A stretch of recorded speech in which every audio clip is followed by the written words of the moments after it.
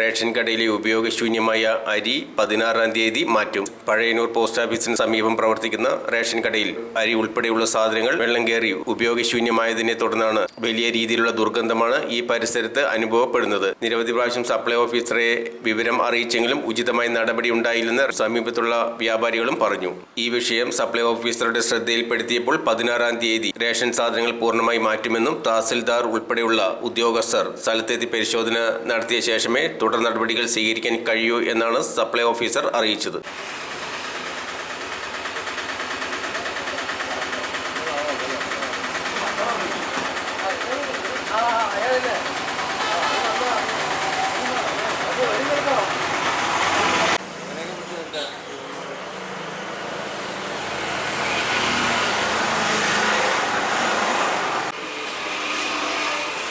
കഴിഞ്ഞ 30-ാം തീയതി പ്രളയത്തിൽ വെള്ളപ്പൊക്കം ഉണ്ടായിട്ട് ഈ റേഷൻ കടയിലെ സാധനങ്ങളെല്ലാം നശിച്ചുപോയി.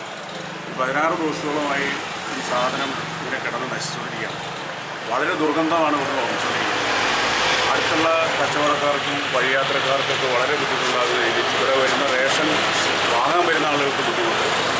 ഇതിൻ്റെ ദൃശ്യമാധ്യമങ്ങളിൽ വാർത്ത വന്നിട്ട് പോലും ഇതിൻ്റെ ഉദ്യോഗസ്ഥന്മാർക്ക് യാതൊരുവിധ ഒരു നടപടിയെടുക്കണമെന്നുള്ള താല്പര്യം അവർക്കില്ല.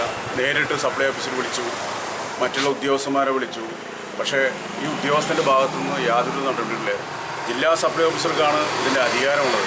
ഈ അധികാരം കൈകാര്യം ചെയ്യേണ്ട മറ്റുള്ള ആളുകളെ ഏൽപ്പിക്കുകയും ഇത് കുഴിച്ചുകൂടാനുള്ള സംവിധാനം ചെയ്യാനുള്ളതിന് അയാൾ വളരെ ഒരു വെല്ലുവിളി പോലെ അല്ലെങ്കിൽ ഒരു വാശിയോടെ കൂടി പ്രവർത്തിക്കുക. ജനങ്ങളോടാണ് അയാൾ വാശി പ്രകടിപ്പിക്കുന്നത്. ഒരു പ്രളയത്തിൽ ഒരു നഷ്ടങ്ങൾ സംഭവിച്ചു കഴിഞ്ഞാൽ ഉത്തരവാദിത്തപ്പെട്ടവർ ചെയ്തില്ലെങ്കിൽ അത് ഭരിക്കുന്ന ഭരണകക്ഷിയെ പോലും ബാധിക്കുന്ന വിധത്തിലാണ് അയാൾ അത് ചെയ്തുകൊണ്ടിരിക്കുന്നത്.